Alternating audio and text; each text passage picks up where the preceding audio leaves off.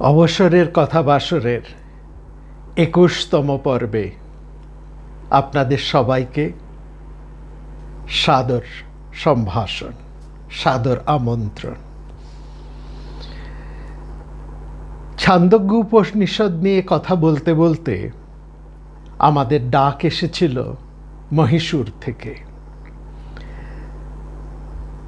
আমরা যেদিন মহীশূর গিয়েছিলাম সেদিন প্রচণ্ড বৃষ্টির মধ্যেই মহীশূর গিয়েছিলাম। এই মহীশূর, মাইসোর বা মাইসুরু এখন যে নামটি এসেছে মহিষাসুরের থেকে। মহিষাসুর, দেখুন, আমরা যে ভারত কথা কিংবা রামায়ণী ফল্গুধারার সময় যে বলেছি এই দক্ষিণ দেশ, সেখানকার জনজাতিরা মূলত অসুর, অর্থাৎ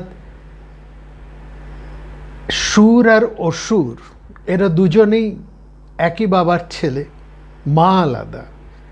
অদিতির ছেলেরা দেবতা বা সুর, দিতির ছেলেরা অসুর।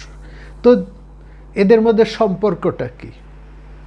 সম্পর্কটা হচ্ছে জ্ঞাতি সম্পর্ক। আর কে না জানে জ্ঞাতি সম্পর্ক মানেই একটা চরমতম বিরোধ। এই জ্ঞাতি সম্পর্কের বিরোধকে কত রকমভাবেই না দেখানো হয়েছে। সেটা যে কেবল দেবাসুরের মধ্যে আছে তা নয়, এটা দেখেছি একেবারে আদিবাসীদের মধ্যে। ভারতবর্ষের আদিম যে জনবাসী নাগ সম্প্রদায়, যারা সর্পের বা নাগেদের টোটেম পরে, ভারতবর্ষের জনবাসীদের মধ্যে এই টোটেমের একটা খুব প্রচলন আছে। এই টোটেম বা উল্কিও আমরা বলতে পারি। উল্কি এখনও আফ্রিকার অনেক জনজাতির মধ্যে এই টোটেম আমরা দেখতে পাই। এখনও বর্তমান ভারতবর্ষের অনেক জায়গাতে এখনও সেই টোটেম প্রথার প্রচলন আছে। টোটেম পরে পুজো করে। আমরা শুধুমাত্র আফ্রিকাকে বলছি কেন, অস্ট্রেলিয়ায় যান, ইংল্যান্ডের যান, ইংল্যান্ডের প্রাচীন অনেক জায়গা, ইংল্যান্ড শুধু না, ইউরোপের অনেক দেশ আছে টোটেম। গ্রিস, চীন, যেখানেই প্রাচীন সভ্যতার নিদর্শন রয়েছে, গন্ধ রয়েছে, অতীত রয়েছে, সেখানেই টোটেম থাকতে বাধ্য। এই টোটেম হচ্ছে একটা পরিচায়ক, অনেকটা ধ্বজা। যেমন আমাদের প্রত্যেকটা দেশের একটা ন্যাশনাল ফ্ল্যাগ রয়েছে, জাতীয় পতাকা। যখন আমাদের অলিম্পিকে খেলোয়াড়রা যখন যান, পার্টিসিপেট করেন, তাদের তখন এই ফ্ল্যাগ চিহ্ন, তাদের জাতীয় চিহ্নটা তাদের পোশাকে কিংবা মাথার মুকুটের মধ্যে, ওই ক্যাপের মধ্যে কোনো না কোনো জায়গা, হাতে কোনো না কোনো সেটা থাকে। এটা সেই টোটেম, কিন্তু এটাও টোটেম ব্যবহার করে। যারা জেতার পরে, অনুষ্ঠান হবার পরে ভিক্টরি মঞ্চে যখন দাঁড়ায়, সেই দেশের ফ্ল্যাগগুলো ওঠে। যে ফার্স্ট তারটা আগে ওঠে, পরপর সেকেন্ড থার্ডদের ওঠে, পতাকা ওঠে। সেই পতাকা গায়ে জড়িয়ে নিয়ে দৌড়তে আমরা দেখি। সব টোটেম, এগুলো কিন্তু সব টোটেম থেকেই এসেছে। তো এই যেখানেই যে কথা বলছিলাম, প্রাচীন জনজাতিরা রয়েছে, তারা এই টোটেম ব্যবহার করতেন। কেউ ওই মুখোশের মতন পরতেন, কেউ উল্কি চিহ্ন আঁকতেন। আমরা দক্ষিণীদের, এই দক্ষিণ দেশের কথা বলতে গিয়ে একটি পর্বের মধ্যে আমরা বলেছি এখানকার দেবতারা সবাই নাগ চিহ্ন লাঞ্ছিত, অর্থাৎ নাগ চিহ্ন ধারণ করে আছে। এখানে সব দেবতাদের মাথায় বড় বড় সাপের একটা এরকম আচ্ছাদন, বা এরকম পেছন দিয়ে নাগ ফনা ধরে দাঁড়িয়ে আছে সব দেবতাদের পেছনে, নতুবা কপালে নয় বুকে সেখানে শিবই বলুন, গণেশই বলুন, যে কোনো দেবীই বলুন, সবাই নাগ চিহ্ন লাঞ্ছিত, নাগ চিহ্ন যুক্ত। তো হ্যাঁ, কথা বলছিলাম এই মহিষাসুরকে নিয়ে। মহিষাসুর আসলে মহিষাসুরের আবাস, মহিষাসুরের রাজধানী বলা হয় মহিষাসুর। পুরাণেরা বলা হয় এটি মহিষাসুরের রাজধানী। এবং এইখানে মহিষাসুরের সেনাপতি চণ্ডের সাথে দেবী দুর্গার প্রচণ্ড যুদ্ধ হয় এবং এখানে চণ্ডকে বধ করা হয়। তো সেখানে চামুণ্ডা মন্দির রয়েছে। সেই মহিষাসুরের সঙ্গে যুদ্ধ হয়ে সেই চামুণ্ডা, যিনি মহিষাসুরকে বধ করেন, সেই চামুণ্ডা পর্বত, সেখানে চামুণ্ডার দেবীর মূর্তি যেমন আছেন, তেমনি চণ্ডর মূর্তি আছে, তেমনি মহিষাসুরেরও বিরাট মূর্তি সেখানে আছে। এবং এখানে অসুরেরা যথারীতি দেবতাদের মানে সাধারণ মানুষের দ্বারা পূজিত হন। এটাও তো আমরা বলেছি রামায়ণে দক্ষিণে রাবণেরও পুজো হয়, এবং সেখানে আমরা একথাও বলেছি হবে নাই বা কেন। দেখুন, এখানে একটি কথা বলে দিই, যারা এটা বলেন যে অসুর মানে খারাপ আর দেবতা মানে ভালো, তাদের এই ধারণা কিন্তু পৌরাণিকেরা সমর্থন করেন না। পৌরাণিক মানে পুরাণ, ইতিহাসবিদেরা। ইতিহাস শব্দের অর্থ হচ্ছে ইতি হ আস, আমরা এরকমই ছিলাম। আমাদের ভারতবর্ষের ইতিহাস যা আমরা রচনা করেছি, যা আমাদের পৌরাণিকেরা রচনা করেছেন, যা শিলালেখের মধ্যে রয়েছে বা এই পৌরাণিকদের কাব্য কাহিনীর মধ্যে রয়েছে, ইউরোপীয়দের অর্থাৎ বিদেশি শাসকদের প্রভাবে তা হয়তো অনেকটা বিমর্দিত হয়েছে, নষ্ট হয়েছে, পরিবর্তিত হয়েছে।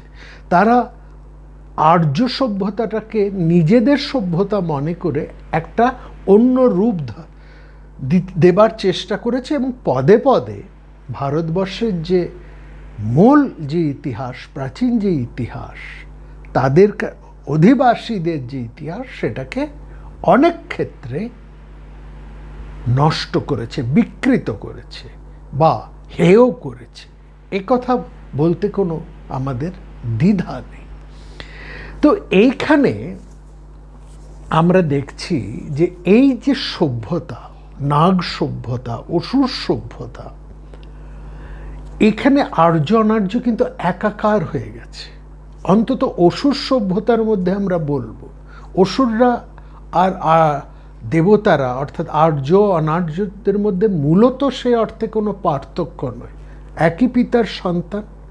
তাদের সংস্কৃতিগতভাবে তারা আলাদা, ভাবগতভাবে আলাদা, কিন্তু তারা কেউই কিন্তু খুব একটা বহিরাগত নয়। তবে হ্যাঁ, যুদ্ধ হয়েছিল দেবতাদের সাথে অসুরদের। সেখানে দেবতারা অসুরদেরকে দক্ষিণ দিকে ঠেলে দিয়েছেন। আবার এখান থেকেই দেবতারা যেমন হিমালয় তৎসন্নিহিত ওই অঞ্চলটিকে, তা হিমালয়ের ওপার থেকে বলা যায় আমরা মানে ইরান, ইরাক সব ওই জায়গার থেকে হিমালয়ের পাদদেশ পর্যন্ত এটা ছিল দেবতাদের এবং অসুরদের পিতৃভূমি। সেখানে জ্ঞাতিদ্বন্দ্বে একদল আরেক দলকে সেখান থেকে কখনো দেবতারা অসুরদেরকে, কখনো অসুররা দেবতাদেরকে সেই জায়গার থেকে, স্বর্গ থেকে চ্যুত করেছে। তো এইখানে মূল তারপরে একটা মোটামুটি দেখা যাচ্ছে এই দক্ষিণ দেশ বা পাতাল, যেটাকে পাতাল বলা হয়, পুরাণে দক্ষিণ দেশকে বলা হয়েছে পাতাল। সেখানে অসুরদের একটা প্রচণ্ড আধিপত্য ছিল। আর্য দেবতারা সেখানে চট করে দাঁত ফোটাতে পারেননি, এবং তাদের প্রতিনিধি হয়ে মহর্ষি অগস্ত্য এখানে প্রথম আসেন। এইসব ইতিহাস আমরা জানি, আমরা সেসবের মধ্যে যাব না। কথা বলছিলাম সেই মহিষাসুরকে নিয়ে, সেই মহিষাসুরের। আমরা সেখানে সেই যে মহিষাসুর অর্থাৎ এই যে দক্ষিণ দিক ভারতবর্ষের, এর একটা বেশ কিছু ইতিহাস আছে। রবীন্দ্রনাথ এই মহীশূরে অনেকবার এসেছেন তিনি এখানে বহুবার এসেছেন, নানাভাবে মহীশূর রাজের দ্বারা বা রাজা তার দ্বারা আমন্ত্রিত হয়ে নানা অনুষ্ঠানে তিনি বেশ কয়েকবার এসেছিলেন। সেই উপলক্ষে তিনি মহীশূরে যেমন ছিলেন, এখান থেকে তিনি পুনাতে গিয়েছিলেন, এখান থেকে তিনি ব্যাঙ্গালোরেও গিয়েছিলেন, সেই ইতিহাসের কথা আমরা মোটামুটি বলেছি। রবীন্দ্রনাথের দ্বারা অনুপ্রাণিত হয়ে, রবীন্দ্রনাথের সঙ্গে যারা এসেছিলেন বা তার পরেও যারা এসেছিলেন রবীন্দ্রনাথের দ্বারা অনুপ্রাণিত হয়ে বা তার নির্দেশে, তার মধ্যে যেমন ক্ষিতিমোহন সেন আছেন, সুনীতি কুমার চট্টোপাধ্যায় আছেন এবং আরও অনেকেই আছেন। তারা দক্ষিণ দেশের এই দ্রাবিড়ীয় সভ্যতার ইতিহাস যথার্থভাবে তারা তাদের লেখার মধ্যে নানাভাবে তুলে ধরেছেন। অর্থাৎ দ্রাবিড়ীয় সভ্যতার যে একটা গরিমা সেটাকে তারা সুন্দরভাবে তুলে ধরেছে। আমরা সেই সভ্যতার পরিচয় নানাভাবে পাই। আচার্য ব্রজেন্দ্রনাথ শীল, তিনি মহীশূর বিশ্ববিদ্যালয়ের আচার্য পদে বহুদিন অধিষ্ঠিত ছিলেন। তার আমন্ত্রণেও রবীন্দ্রনাথ এখানে এসেছেন এবং তিনি যখন মহীশূরে আসতেন অনেক সময় তার আমন্ত্রণে মহীশূর বিশ্ববিদ্যালয়ের সেই যে অতিথি নিবাস সেখানে রবীন্দ্রনাথ থাকতেন। ব্যাঙ্গালোরে প্রথম এসেছিলেন, সেখান থেকে তিনি কিন্তু ওই ব্রজেন্দ্রনাথ শীলের আহ্বানে তিনি মহীশূর অতিথিশালায় তিনি ছিলেন, বিশ্ববিদ্যালয়ের অতিথিশালায় ছিলেন। পরে আবার রাজার আমন্ত্রণে তিনি রাজ অতিথি হয়ে সেখানে থাকেন, আবার তিনি ব্যাঙ্গালোরে আসেন। এই ইতিহাস অনেক আছে। তো এইখানে যে রবীন্দ্রনাথ এসেছিলেন এবং এখানকার যে দ্রাবিড়ীয় সভ্যতা সেটা তাকে মুগ্ধ করেছিল এবং তিনি বিশেষ সচেষ্ট ছিলেন এই সভ্যতাকে যথার্থভাবে তুলে ধরার জন্য। এবং তার নির্দেশে বা তার অনুপ্রেরণায় ক্ষিতিমোহন সেন, সুনীতি কুমার চট্টোপাধ্যায় এবং আরও অনেকে এই দ্রাবিড় সভ্যতা নিয়ে অনেক কাজ করেছেন, আর করবেন নাই বা কেন। এখনো পর্যন্ত যদি আমরা লক্ষ্য করি, একটা কথা আমাদের বলতেই হবে, সেটা হচ্ছে এখানকার এই দক্ষিণ যারা আছেন আজও, তারা তাদের নিজেদের ঐতিহ্য সম্পর্কে যথেষ্ট শ্রদ্ধাশীল, যেটা কিন্তু আমরা আমাদের বাঙালিদের মধ্যে দেখি না। এখানকার ছেলেমেয়েরা যেমন পাশ্চাত্য শিক্ষা যথেষ্ট শিখছেন, বিদেশে গিয়ে সুনাম করছেন এবং অন্যান্য শিক্ষা দীক্ষায় যথেষ্ট তারা উন্নত হচ্ছেন, কিন্তু তা বলে তারা কিন্তু কখনোই তাদের ঐতিহ্যকে এতটুকু অশ্রদ্ধা করেন না, এতটুকু সেখান থেকে সরে আসেন না। এটা সবচাইতে বড় কথা। এটা আমি প্রভূত দেখেছি, প্রত্যেক পরিবারের মধ্যে আমরা দেখেছি, প্রত্যেক বিশিষ্ট পরিবারের মধ্যে, কেবলমাত্র নয়, যাদের একটু সংকুলান আছে, এরকম অনেক মধ্যবিত্ত পরিবারের মধ্যেও আমি বিশেষ করে লক্ষ্য করেছি এখানে যে প্রত্যেকেই হয় দক্ষিণ ভারতের যে মার্গ সঙ্গীত কিংবা এখানকার যে নিজস্ব যে যন্ত্রসঙ্গীত কিংবা নৃত্য, তার একটা অনুশীলন তারা করছেন। পরিবারের প্রায় সব সদস্য এবং সব সদস্য না হলেও অধিকাংশ ছেলে মেয়ে, যুবক যুবতী একেবারে ছোটবেলা থেকে, মানে 2-3 বছর থেকেই তারা মার্গ সঙ্গীত, মার্গ নৃত্য, দক্ষিণ ভারতীয় বা তার যন্ত্র যা কিছু আছে তার একটা অনুশীলন করছে। এবং শুধু তাই নয়, তাদের রীতি নীতি, আচার অনুষ্ঠান, তার এবং ভাষা, সর্বোপরি ভাষা, দক্ষিণ ভারতীয় ভাষার প্রতি তারা খুব তারা শ্রদ্ধাশীল। এটা খানিকটা বাঙালিদের, এই খানিকটা আমি লক্ষ্য করেছি বাংলাদেশে। সেখানে বাংলাদেশের যুবক যুবতীরা, বয়স্ক মানুষরা তো আছেন, কিন্তু বিশেষ করে আমি কথা বলছি একেবারে আধুনিক যুবক যুবতীদের। সেখানে বাংলাদেশের যুবক যুবতীরা তারা কিন্তু বাংলা ভাষা নিয়ে, বাংলা সাহিত্য নিয়ে, বাংলা গান নিয়ে তারা যথেষ্ট চর্চা করে, নাটক, সিনেমা এই সমস্ত নিয়ে। অর্থাৎ যে সমস্ত আঙ্গিকগুলো আছে তার প্রতি একটা চর্চা বাংলার, সেটা বাংলাদেশে আছে। আমাদের পশ্চিমবঙ্গের মফস্বলে হয়তো খানিকটা আছে, কিন্তু অধিকাংশ শিক্ষিত যুবক যুবতীর মধ্যে এই ব্যাপারে একটা উন্নাসিকতা, একটা অন্যতর ভাব বিশেষ করে লক্ষ্য করা যায়। কিন্তু দক্ষিণে সেটা নয়। দক্ষিণের অতি আধুনিক পরিবারও তাদের নিজস্ব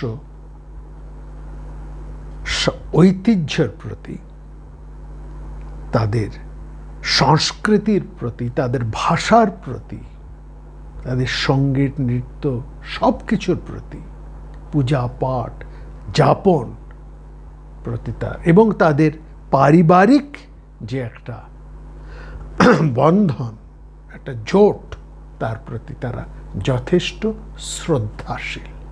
এবং এটা লোক দেখানো নয়, এটা যথেষ্ট আন্তরিক, আন্তরিক, এটা বলার কথা। আমরা একটা জিনিস দেখুন, এই দ্রাবিড়ীয় সভ্যতা কিভাবে সব অন্যান্য ভারতবর্ষের সভ্যতাকে প্রভাবিত করেছে। এদের দিক থেকে আমরা যদি নিরপেক্ষ দৃষ্টির থেকে আমরা যদি দেখি, দেখুন বিবাহটা, হিন্দুদের বিবাহ অনেক ধরনের, 8 ধরনের হিন্দু বিবাহের কথা আমরা জানি। ব্রাহ্ম বিবাহ, দৈব বিবাহ, আর্য বিবাহ, প্রাজাপত্য বিবাহ, আসুর বিবাহ বা আসুর বিবাহ, গান্ধর্ব বিবাহ, রাক্ষস বিবাহ আর পৈশাচ বিবাহ। মনুর মতে 8 ধরনের আমাদের বিবাহ প্রথা। এর মধ্যে গান্ধর্ব হচ্ছে প্রাচীনতম পদ্ধতি। গান্ধর্ব বিবাহ বরকন্যার মনের আকর্ষণে বিবাহ, এই যে প্রেমজ বিবাহ, যেটাকে আমরা এখন বলি লাভ ম্যারেজ, এটা অতি প্রাচীন বিবাহ। এবং যতই আধুনিকতার মোড়কে আমরা এটাকে দেখি না কেন, প্রেম বিবাহটা কিন্তু আধুনিক বিবাহ নয়। প্রেমজ বিবাহটি হচ্ছে সবচাইতে পুরনো বিবাহ।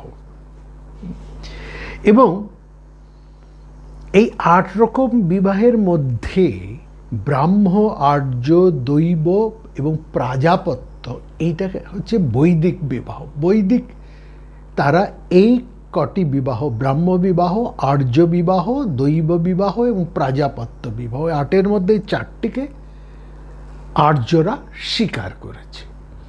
আর আসুরিক, পৈশাচ, রাক্ষস এবং গান্ধর্ব, গান্ধর্বটা এদেরও আছে এদেরও আছে, মানে উভয়ে আর্য অনার্য 2-এর মধ্যেই আছে। এই অর্থাৎ গান্ধর্বকে বাদ দিলে আসুর, পৈশাচ এবং রাক্ষস বিবাহ হচ্ছে অনার্য বিবাহ। আরেকটা কথা বলিনি, আর্য এবং অনার্য যখন আমরা বলবো না, যখন আলোচনা হবে, এটা দেবতা ওষুধ ধরবেন। আর্য অর্থে আর্যরা যারা শিক্ষিত তাদেরকে বলা হতো আর্য, ভদ্র, যাদের মধ্যে রুচিশীলতা আছে, রুচি আছে, জ্ঞানগম্য আছে, সৌজন্যবোধ আছে, একটা শিষ্টাচার আছে, তারা হচ্ছে আর্য। এবং যারা এর বাইরে তারাই হচ্ছে অনার্য। সেই অর্থে দেবতারাও অনার্য, অসুররাও অনার্য। ওই যে কথা বলতে বলতে একটুখানি সরে গেছিলাম, সেটা হচ্ছে এই যে অসুর মানেই খারাপ আর দেবতা মানেই ভালো তা নয়। কিন্তু আমি যেটা বলেছি, পৌরাণিকরা তার স্বীকার করে না। পৌরাণিকরা খুব ভালো করে ব্যাখ্যা করে দেখিয়েছেন যে দোষে আমরা অসুরদেরকে, রাক্ষসদেরকে, দৈত্যদেরকে দোষী করি, তাদেরকে যে দোষে আমরা তাদেরকে দোষী করি, সেই প্রত্যেকটা দোষ যথেষ্ট পরিমাণে এবং হয়তো একটু বেশি পরিমাণে দেবতাদেরও আছে, দেবতাদের মধ্যেই হয়তো সেটা একটু বেশি পরিমাণেই আছে। তাহলে তারা একটু বুদ্ধিতে একটু উন্নত, তাদের মধ্যে আবেগটা একটু কিন্তু কম, এটাও লক্ষ্য করার। দেবতারা অনেকটা বেশি প্র্যাকটিক্যাল, আবেগ সর্বস্ব নয়, আবেগটা তাদের কম, তারা অনেকটা প্র্যাকটিক্যাল, বুদ্ধি রাখে, এবং তারা যেটা পেতে চান তারা সেটা পাবেনি, তার জন্য কোনো কিছু তাদের আটকায় না, কোনো কিছু তার জন্য তারা পরোয়া করেন না, যেটা পেতে হবে তারা পাবেন। অসুররা দেবতাদের তুলনায় কিন্তু এই ক্ষেত্রে, মানবিক ক্ষেত্রে, তারা একটু বিশেষ আবেগপ্রবণ, আর তাদের এই আবেগের সুযোগ নিয়ে, আবেগ প্রবণতার সুযোগ নিয়ে দেবতারা অসুরদেরকে কিন্তু বহুবার নানাভাবে ঠকিয়েছে। অমৃত মন্থন বলুন, স্বর্গ বলুন, স্বর্গের অধিকার বলুন, জ্ঞান লাভের চর্চা বলুন, নানাভাবে তারা ঠকিয়েছে। এই ভুরি ভুরি তার প্রমাণ আছে, আমরা অনেকবার সে কথা বলেছি। তার মধ্যে আমরা যেমন কথা হচ্ছিল ওই বিয়ের কথা নিয়ে না, গান্ধবের পথে, তো এখানে বলে ছলে বলে বিবাহটা হচ্ছে রাক্ষস বিবাহ আর পৈশাচ বিবাহ, আর টাকা পয়সা দিয়ে যে বিয়েটা হয় সেটা হচ্ছে আসুর বিবাহ। ভালো করে এই জায়গাটা লক্ষ্য করুন। ছলে বলে, ছলনা এবং শক্তি, এটা যে বিয়ের মধ্যে উপস্থিত, সেই বিয়েগুলোকে বলা হয়, সেই ধরনের বিবাহকে বলা হয় রাক্ষস বিবাহ, পৈশাচ বিবাহ। ভালো করে ভেবে দেখুন তো, আর্যদের মধ্যে কি এরকম বিবাহ নেই? প্রচুর আছে। ছলনায় বলে বিবাহ হয়েছে। কৃষ্ণ কত এরকম বিয়ে করেছেন। ভীষ্ম নিজের শক্তিতে কন্যা হরণ করে নিয়ে এসেছেন। সেগুলোকে কোন বিবাহ বলবেন? নিজের জন্য আনেননি, নিজের ভাইদের জন্য নিয়ে এসছেন। এরকম তো উদাহরণ ভুরি ভুরি আছে। কৃষ্ণ তো এতে একেবারে মাস্টার লোক। সুতরাং আরেকটা বিবাহ যেটা বলছি, টাকা পয়সা দিয়ে যে বিবাহ, যেখানে পণ চলছে, সেটা হচ্ছে আসুরিক বিবাহ। আর এই কথাটা আমার কথা নয়, এটা স্বয়ং যাজ্ঞবল্ক্যের কথা।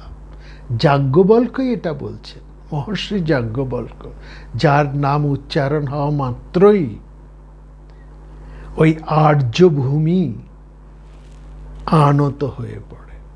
আর্য বা এত বড় বৈদিক ঋষি, এত বড় প্রতিভাবান মানুষ তো খুব কম জন্মেছে, ক্ষণজন বা পুরুষ। তো তিনি এই কথাটি বলেছেন, এটা তার কথা ধার করেই আমাদের বলা। আর এই টাকা পয়সার ব্যাপারটা যখন যাজ্ঞবল্ক্য বলছেন, তখন ব্যাপারটা ছিল একটু উল্টো রকমের। কীরকম? তখন হচ্ছে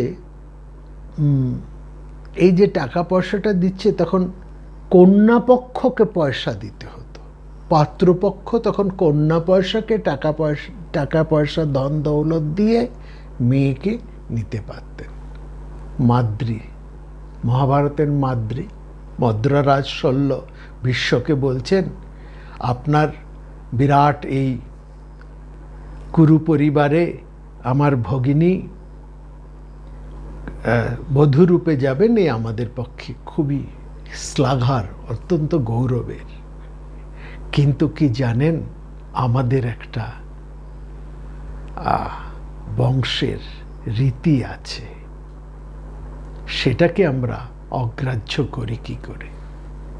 সেটা হচ্ছে, আমাদের নিয়ম হচ্ছে কন্যাপক্ষকে টাকা দিতে হয়। ভীষ্ম বুদ্ধিমান মানুষ, তিনি কথা বাড়াননি, তিনি স্বীকার করে নিয়েছেন, হ্যাঁ আপনাদের রীতি অনুসারে। তিনি যথেষ্ট কন্যাপণ দিয়ে মাদ্রীকে পাণ্ডুর জন্য বরণ করে নিয়ে এসেছিলেন। এখানে দুটো কথা, একটা এই কন্যাপণ, যেটা হচ্ছে আসুর বিবাহ আপনারা বলছেন, এটা সে যুগে আর্য সমাজের মধ্যেই চলছে, এবং এর সঙ্গে আরেকটি বিশেষ করে লক্ষ্য করার, যে দ্রাবিড় এই সভ্যতার মানুষেরা, তারা কিন্তু তাদের যে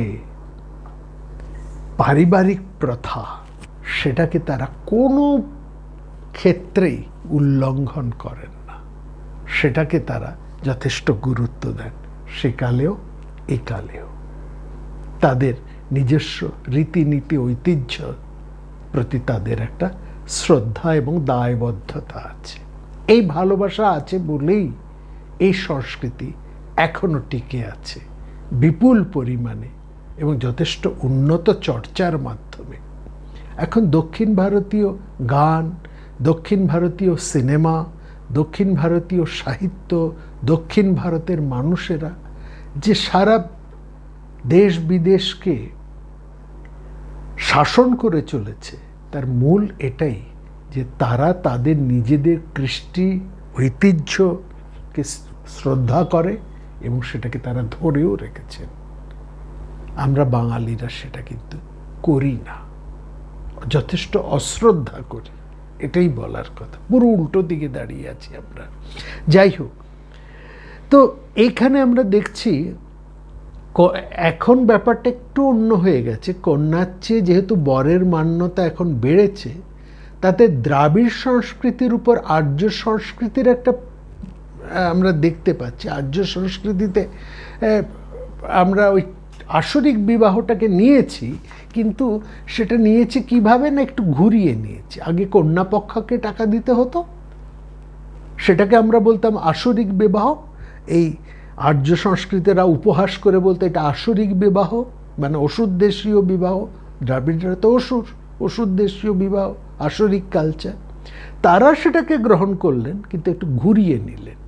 তারা সেটাকে আর্যায়ন করলেন বটে, কিন্তু কন্যাপক্ষকে টাকা না দিয়ে এখন তারা টাকাটা নিচ্ছেন বর পক্ষরা, এবং যথেষ্ট বিচ্ছিরি রকমভাবে।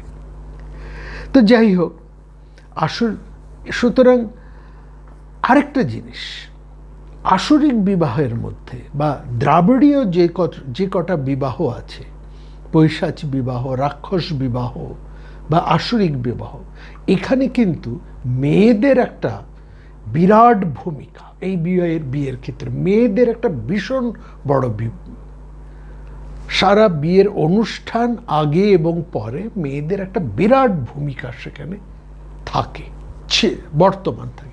সেটা যদি ভালো করে লক্ষ্য করে দেখুন, এখন বিয়ের যে চলছে, আধুনিক যে বিবাহ হচ্ছে, এইদিকে উত্তর ভারতে, দক্ষিণ ভারতকে বাদ দিই, ভারতবর্ষকে যদি উত্তর দক্ষিণ শুধু এই দুভাগে আমরা ভাগ করি, তাহলে উত্তর বিবাহ ভাগ, যার মধ্যে পূর্ব পশ্চিম সবটাই ঢুকে আছে।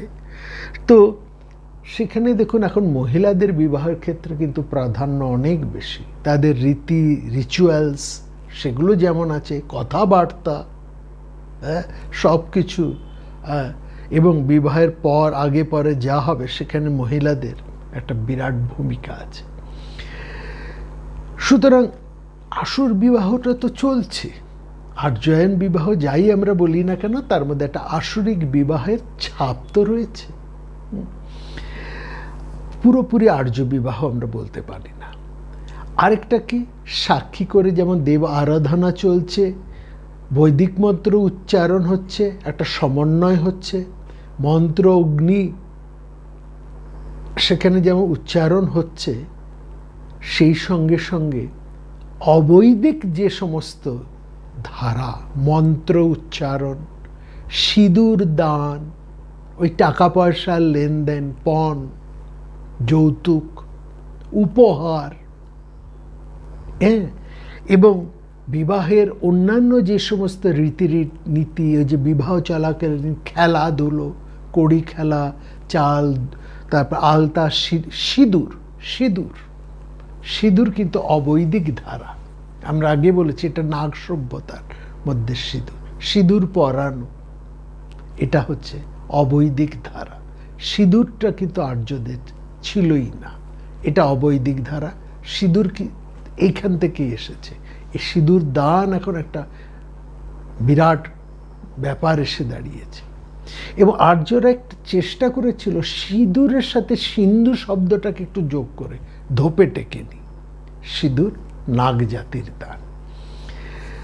উপনয়ন এটা বৈদিক, কিন্তু দীক্ষা, উপনয়ন ব্যাপারটা বৈদিক ব্যাপার, কিন্তু দীক্ষা সেটা কিন্তু তান্ত্রিক এবং অবৈদিক। দীক্ষাটা অবৈদিক। উপনয়নের সন্ধ্যা গায়ত্রীর সঙ্গে তান্ত্রিকী সন্ধ্যাও কিন্তু সমানভাবে চলে।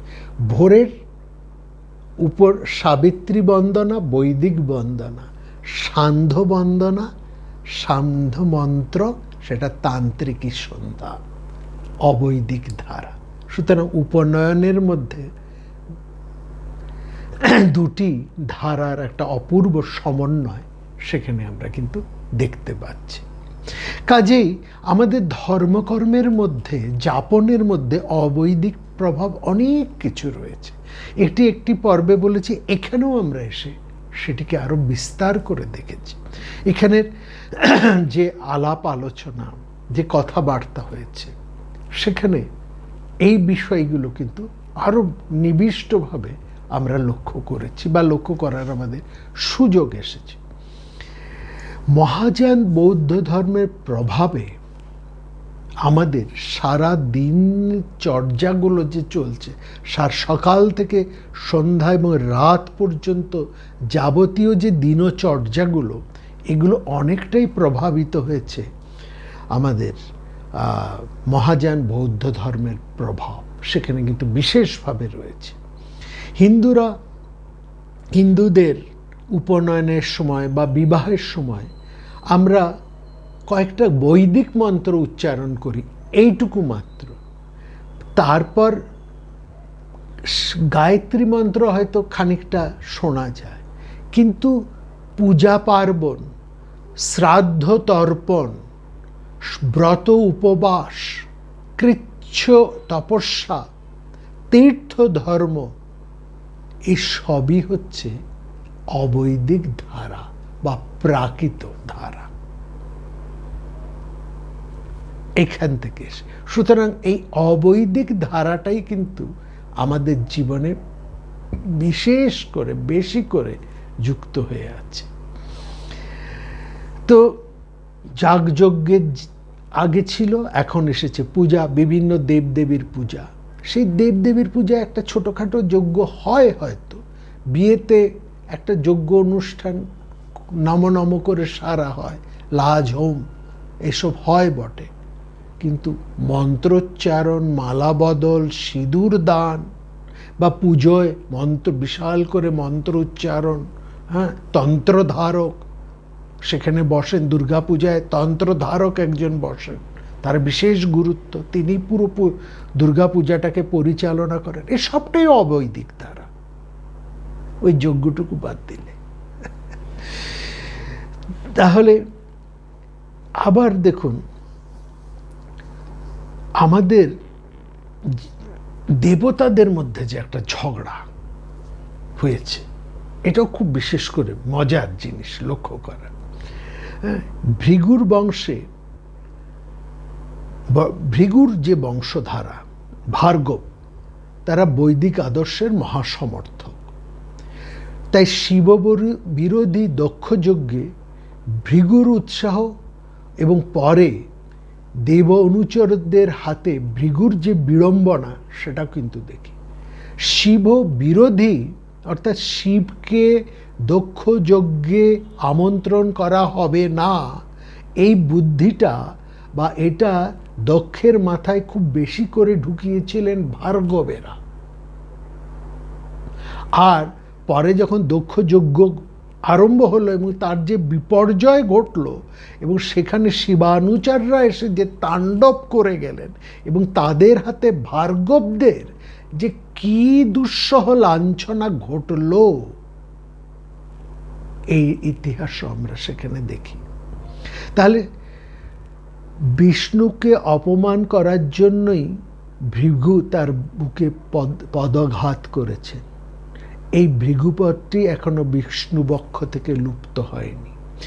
ক্রমে ইন্দ্রস্থান ভৃগু বিষ্ণুই অধিকার করে বসলেন। তাই অমরকোষে আমরা বিষ্ণুর নাম ইন্দ্রের কনিষ্ঠ বলেই আমরা সেখানে পাই, উপেন্দ্র ইন্দ্রাবরজ। ঋগ্বেদে শিষ্ণদেব কথাটা অনেকবার আমরা পাই। ঋগ্বেদে 7, 21, 5, 10, 99, 3 এরকম বহু ক্ষেত্রে আমরা শিষ্ণদেব কথাটি আমরা সেখানে পেয়েছি। অনেকে বলেন এই শিষ্ণদেব কথাটিতে লিঙ্গ পূজার কথাই সেখানে বলা হয়েছে।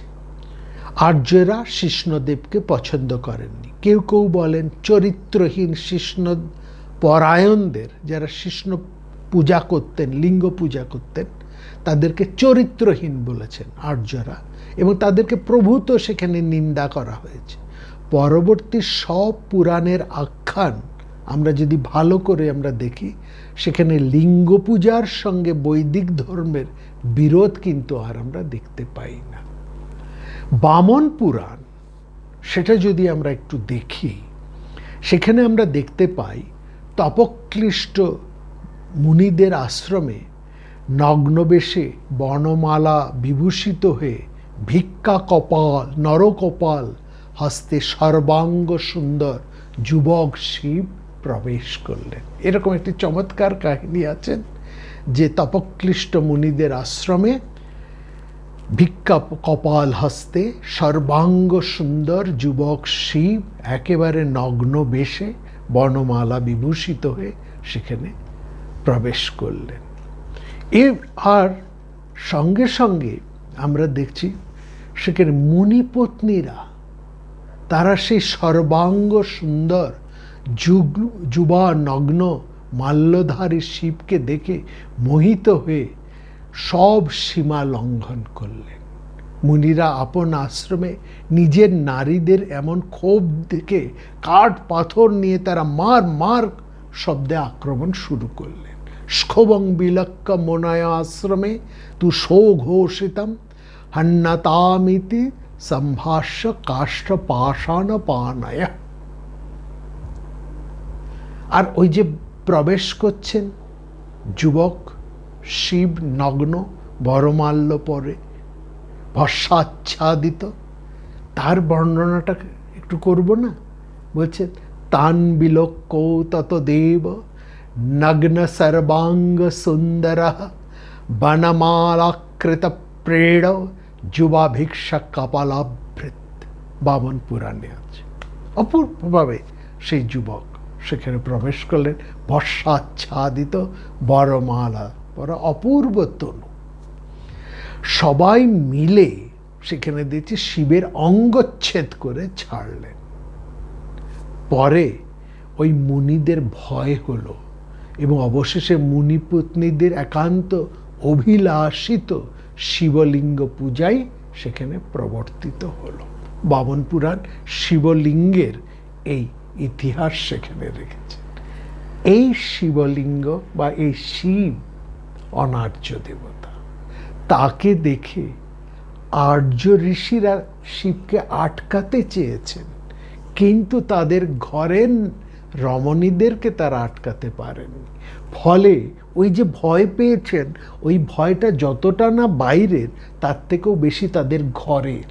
অর্থাৎ তাদের পত্নীরা যদি যে দেখলেন যে ঘরের শান্তি রক্ষা করতে পারছেন না, ঘরের মেয়েরা প্রবল বিদ্রোহিণী হয়ে উঠেছেন, অবশেষে মুনিরা একান্তভাবে বাধ্য হলেন, বলা যায় ঘরণীদের আক্রমণে বাধ্য হলেন শিবকে মর্যাদা দিতে, এবং লিঙ্গ পূজার প্রচলন আর্যদের মধ্যে প্রচলিত হলো।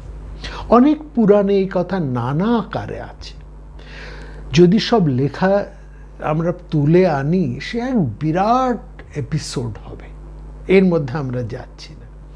কূর্ম পুরাণে বলা আছে, নারী বেশধারী বিষ্ণুকে নিয়ে মনোহর বেশে পরম সুন্দর দিগম্বর তরুণ শিব মুনিদের সেবিত দেবদারু বনে বিচরণ করতে লাগলেন।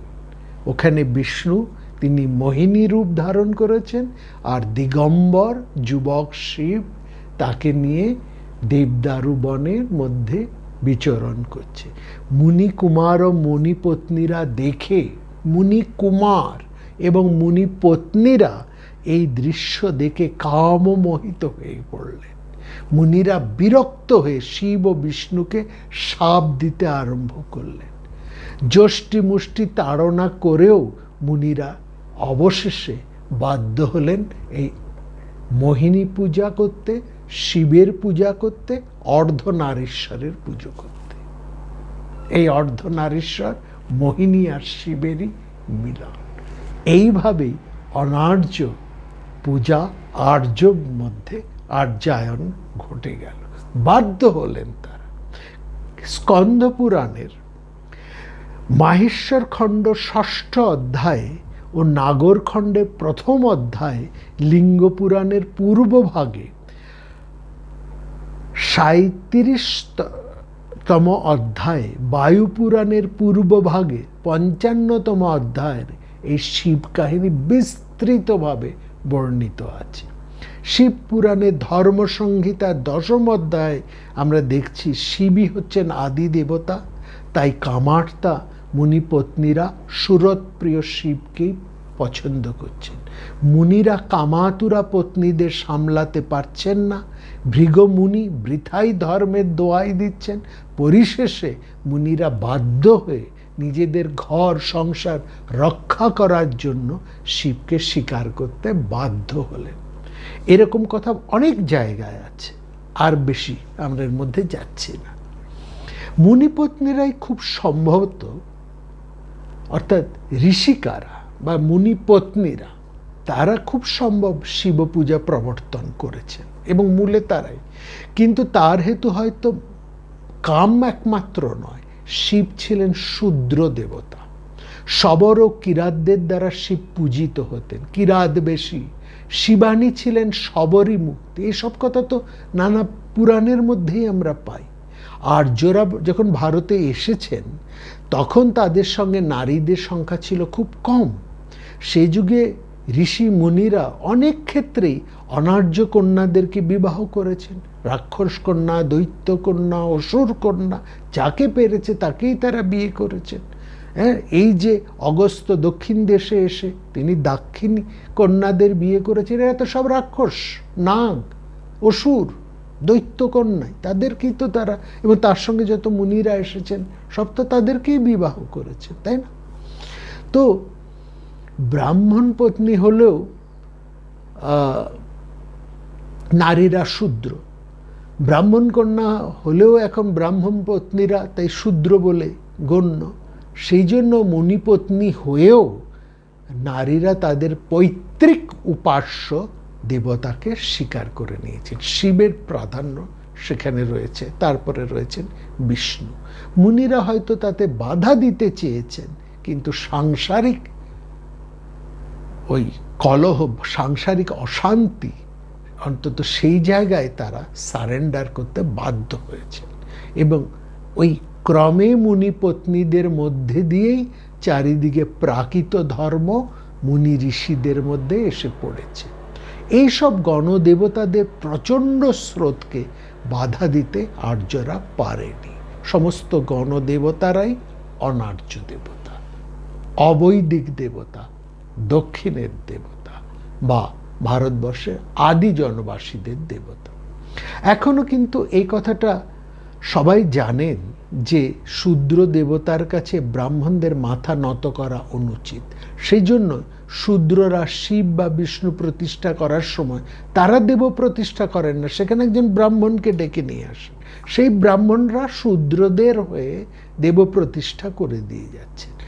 ফলে প্রাচীন যুগের শূদ্র দেবতার সাথে বিরোধের যে একটা ধারা, সেটা কিন্তু এর মধ্যে দিয়েও বহমান। ঋগ্বেদে শিব নামে একদল লোকের কথা পাওয়া যায়। ঋগ্বেদের ৭:১৮ যদি আপনারা দেখেন, সেখানে শিব নামে একদল, একটা জনগণের একটা পরিচয় আমরা সেখানে পাই। এইসব আদিম মানবদের পূজা দেবতাই ছিলেন সেখানে শিব। তারা একটা গণদেবতা এবং তাদের নামও শিব, তাদের উপাস্য শিব। গণপতি তো গণের দেবতা, বিঘ্ন নাশন, অর্থাৎ যজ্ঞের বিঘ্ন নাশ করার জন্য গণপতিকে সর্বযজ্ঞের আদিতে পুজো করা হয়। হব্যকব্য মন্ত্রের মধ্যে অসুর, দানব, যক্ষ, রক্ষ, পিশাচ, জাতুধানদের মেরে সরিয়ে দেবার কথা এখানে উচ্চারণ করা হয়, তাই না? তো সেইখানে দেখবেন চারিদিকে যে অগণিত মানুষরা রয়েছেন, তাদের সাথে ক্রমাগত বিরোধ আর কতকাল আর্যরা চালাতে পারেন? তাদের সাথে তো বিরোধ করে তারা টিকতে পারবেন না। ফলত একটা সমন্বয় করতে হয়, একটা সমঝোতায় আসতে হয়। ফলত ক্রমে ক্রমে সেই চারপাশের যে সমস্ত অধিবাসীরা তাদের দেবতার পূজাকে যজ্ঞের আরম্ভে স্বীকার করে নিয়ে যজ্ঞগুলোকে নির্বিঘ্নে করাটাই হচ্ছে বুদ্ধিমানের কাজ।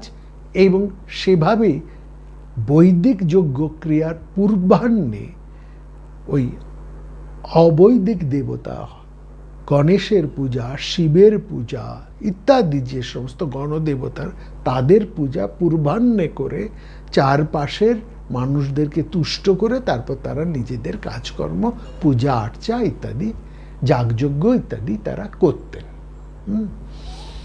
সেই জন্যেই যজ্ঞ আরম্ভে আমরা গণেশের পুজো দেখছি, বিঘ্ননাশন গণদেবতা অর্থাৎ প্রাকৃতজনের দেবতা গণেশের পূজা আরম্ভ হয়।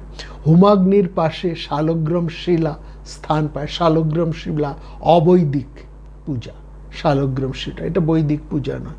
সুতরাং হোম হচ্ছে, তার পাশে আমরা শিলা, শালগ্রাম শিলাকে রেখে পূজা করছি। আজকাল সমস্ত পূজাতেই তো শালগ্রাম হয়, শালগ্রাম শিলা, আর না হলে লিঙ্গেশ্বর মহাদেবের এনে পূজা হয়। সন্ন্যাসীরা শালগ্রাম শিলা পূজা করতে তারা পারেন না, তারা লিঙ্গে পূজা করেন। আবার কোথাও ব্রহ্মচারী পূজা করলে সেখানে শালগ্রাম শিলা আর নেই। এই শালগ্রাম শিলা আবার সন্ন্যাসীদের মঠে মন্দিরে থাকে না, সেটা কোনো দেবালয়ে থাকে। কোনো একটা বিশিষ্ট পূজার সময় তাকে নিয়ে আসা হয়, পূজা আনতে আবার তাকে সস্থানে রেখে আসা হয়। সুতরাং এই যে আর্য অনার্যের একটা মিলন কিন্তু পূজা আর্চার ক্ষেত্রেও সেখানে ঘটে গেল।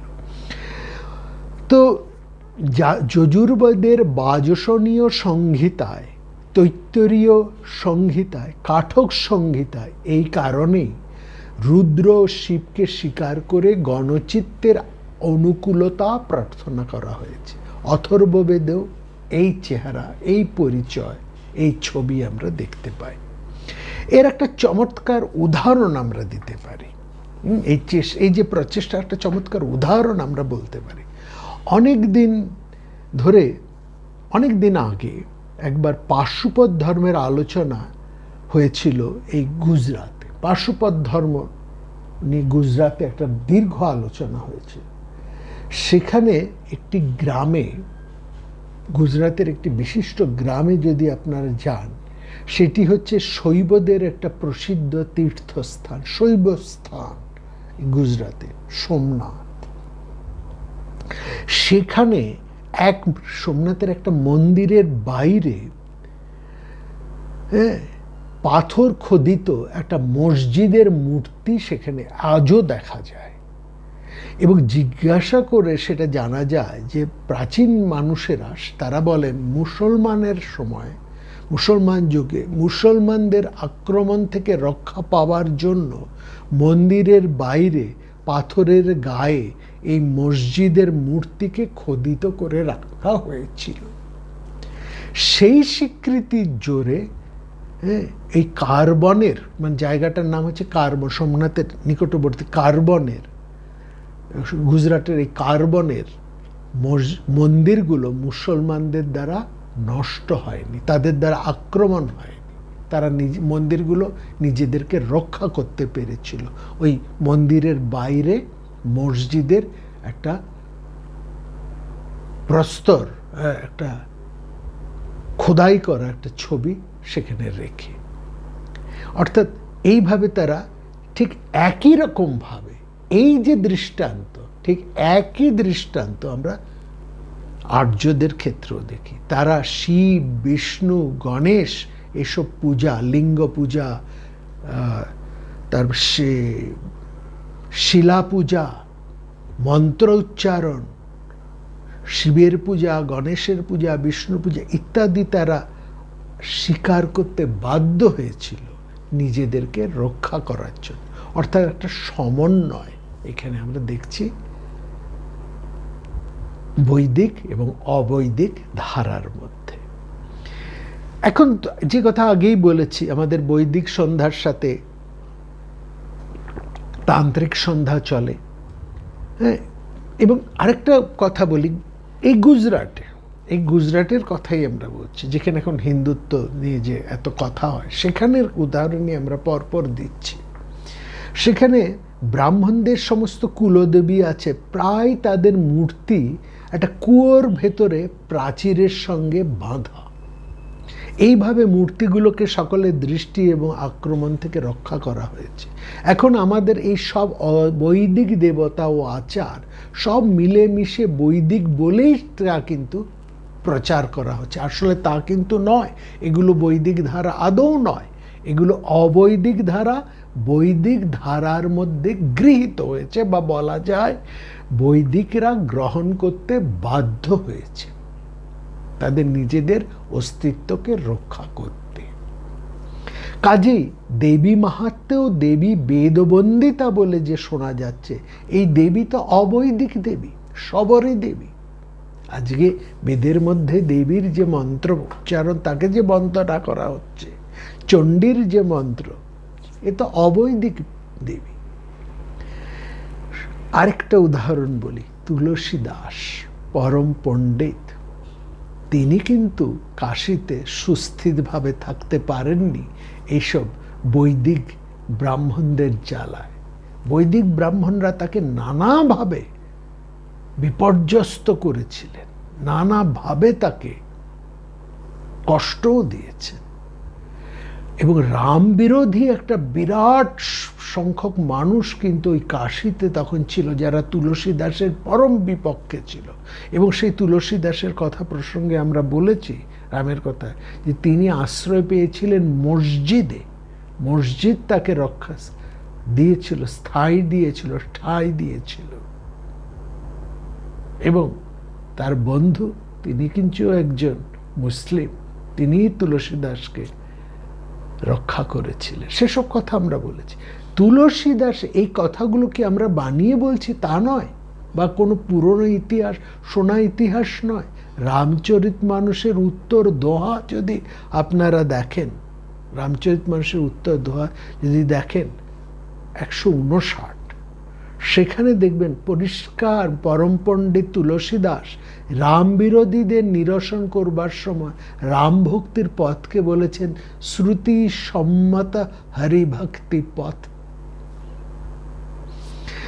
অনার্য দেবতাদের যখন আর্যরা স্বীকার করতে আরম্ভ করলেন, তখন ক্রমে সেই সব অনার্য দেবতার পুরোহিতদের জায়গায় ব্রাহ্মণরা কিন্তু বসে পড়লেন।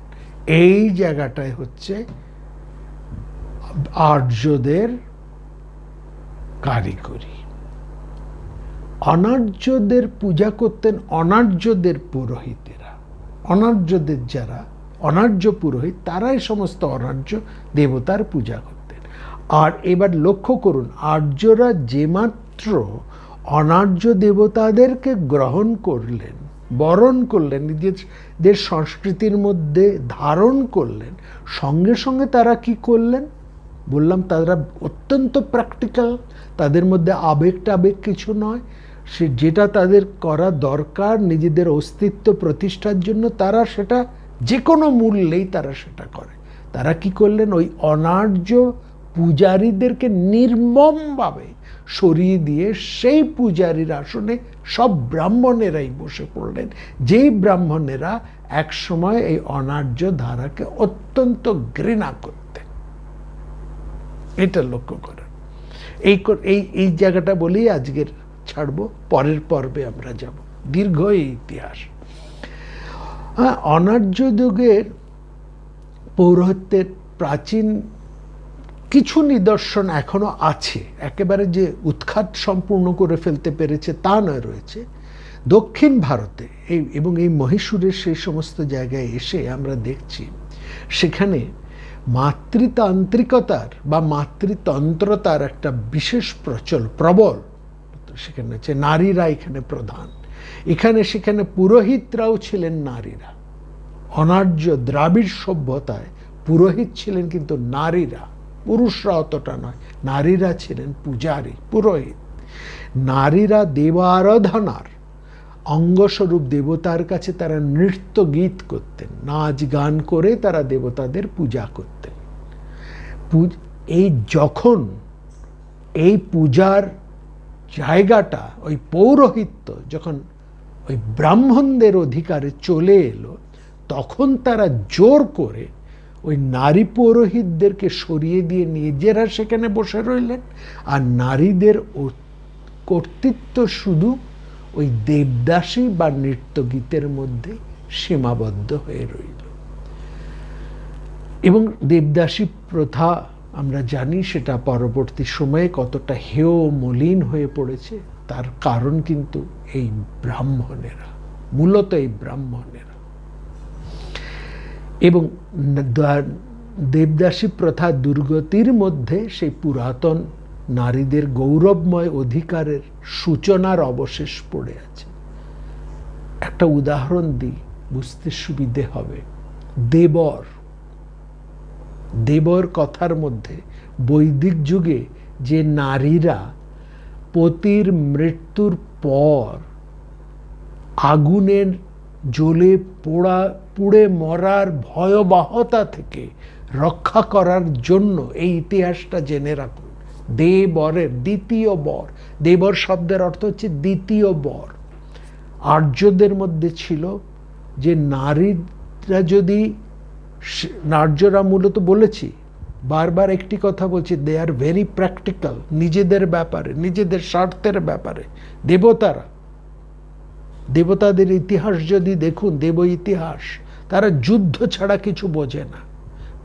যেন তেন প্রকারের স্বর্গের অধিকার তাদের চাই, ওর থেকে তারা সরে আসবেন না।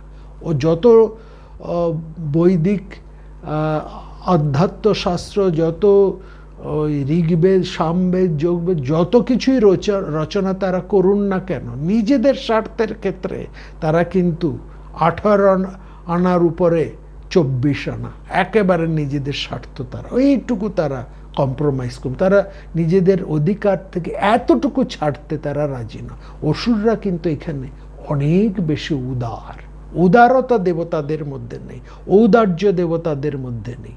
উদারতা যদি খুঁজতে হয় আর অবৈদিক ধারার মধ্যে খুঁজবেন, অসুরদের মধ্যে খুঁজবেন। দেবতারা যেমনভাবেই হোক, তারা বেশিরভাগ জীবনে তারা যুদ্ধ করবেন, তারা যুদ্ধই করে যাবেন, আর অন্য কোনো দিকে তারা হবেন। ওই একমাত্র তারা সাহিত্যের জায়গায় একটা তাদের অবদান আছে, আর না হলে সংস্কৃতি, শিল্প, নাচ গান, স্থাপত্য, যাবতীয় যা কিছু সব অবৈদিক ধারা, সবই অবৈদিকদের অবদান, দ্রাবিড় সভ্যতার অবদান, এদের নয়। বৈদিক সভ্যতার কোনো অবদান নেই এসব ক্ষেত্রে। করবে কি? তারা তো খালি নিজেদের স্বার্থ পূরণেই ব্যস্ত, যুদ্ধেই ব্যস্ত। এইখানে দেখুন, যাতে তাদের সম্পত্তি এতটুকু অন্যের হাতে না চলে যায়, সেই জন্য তাদের মধ্যে সহমৃতা, এই প্রথা ছিল। এটা বৈদিক প্রথা, সহমৃতা। এবং যে রমণীরা স্বামীর মৃত্যুর পর ওই জ্বলন্ত অগ্নিতে জ্বলে পুড়ে জ্যান্ত পুড়ে মরতে চাইতেন না, তারা বাধ্য হতেন স্বামীর দ্বিতীয় ভাইকে বিবাহ করতে। এই ক্ষেত্রে দ্বিতীয় বর, দেবর, এই কথাটি চলে এসছে। অর্থাৎ পতির মৃত্যুর পর সহমৃতা না হয়ে দেবর বা দ্বিতীয় বরকে নিয়ে তারা ঘর করতে বাধ্য হতেন, অন্তত জ্বলে পুড়ে মরার থেকে। আরেক ধরনের জ্বলে পুড়ে মরা। মহাভারতে দেখতে পাই, সভা পর্বের মধ্যে আছে, দিগ্বিজয় প্রসঙ্গে সহদেব যখন মাহিষ্মতি পুরীতে গেলেন, তখন দেখলেন সেখানে বৈদিক দেবতা অগ্নি রয়েছেন বটে, তবে অগ্নিকে জ্বালাবার জন্য কোনো পুরুষ সেখানে অগ্নি মন্থন করে না, অগ্নি প্রজ্বলন করে না। অগ্নি প্রজ্বলনের ভার সে দেশের মেয়েদের উপর। অগ্নি সেখানে মেয়েদের চারু ওষ্ঠের এই সুন্দর ঠোঁটের ফুৎকার ছাড়া জ্বলে না। সেখানে নারীরা স্বাধীন এবং স্বেচ্ছাচারিণী, স্বৈরিণী। দক্ষিণ ভারতে এখনো বহু অনার্য জাতির গুরুতা ব্যবসা রয়েছে।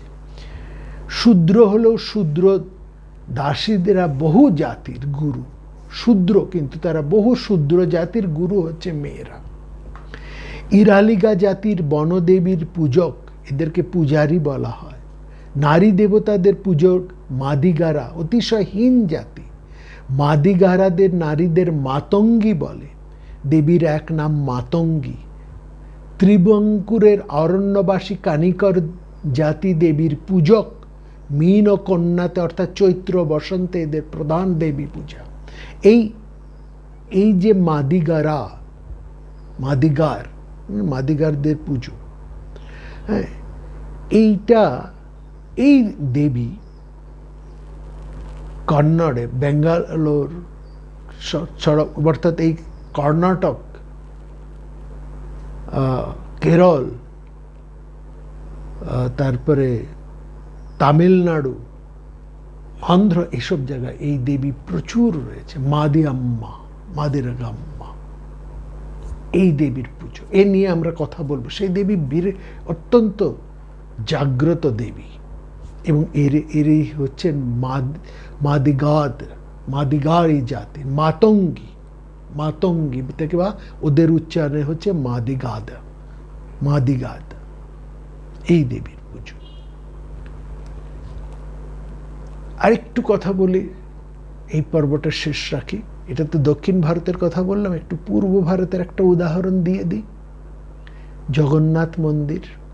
জগন্নাথ কাদের দ্বারা উপাস্য, কাদের উপাস্য ছিলেন, কারা তার পুজো করতেন? শবর জাতির দৈত্যরা তার পুজো করে এসছেন। অথচ উড়িষ্যার পান, কন্ড্রা প্রভৃতি হীন জাতিরা তারা জগন্নাথ মন্দিরে প্রবেশ করতে পারেন না। এইভাবে আমরা যে দেবতাকে অনেক বিরুদ্ধতার পর গ্রহণ করেছি, তার পূজায় আমরা আদি প্রবর্তকদের কিন্তু একেবারে সরিয়ে দিয়েছি, বঞ্চিত করেছি।